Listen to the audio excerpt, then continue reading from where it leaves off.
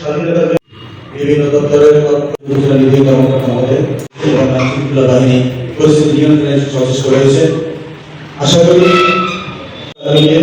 কোনো দোষর যাতে না করতে পারে। বুদ্ধিজীবী সাধারণত কারা হয় সমাজে?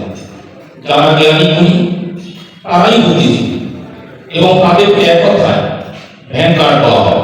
ভ্যানগার্ড শুধু সম্মুখসারী যোদ্ধাকে ভ্যানগার্ড বলা হয়। ভ্যানগার্ড যারা বুদ্ধি এবং পরিকল্পনা দিয়ে তারা তাদেরকে এগিয়ে যেতে পারে তারাই ভ্যানগার্ড। সুতরাং আমাদের মুক্তিযুদ্ধকালে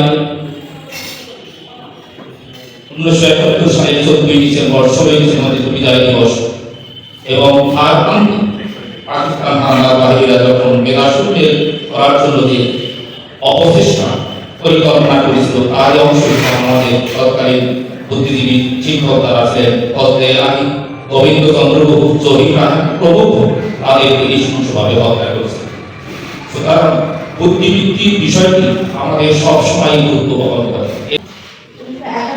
এই দিনে পরিকল্পিতভাবে হত্যা করা হয়েছিল বাংলাদেশের শ্রেষ্ঠ সন্তানদের, শিক্ষক, চিকিৎসক, সাংবাদিক, লেখক, প্রকৌশলী ও চিন্তাবিদ।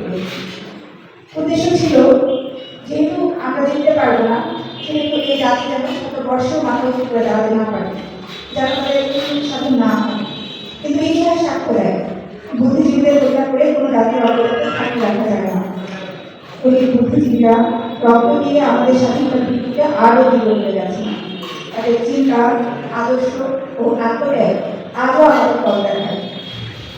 এই দিনে আমরা গভীর শ্রদ্ধার সাথে স্মরণ করছি জাতির সেই শ্রেষ্ঠ সন্তানদের, যাদের আত্মত্যাগ আমাদের কাছে চিরঋণী। শহীদ বুদ্ধিজীবী দিবস আমাদের কোনো শোকের দিন না, এটি আত্মজিজ্ঞাসার দিন।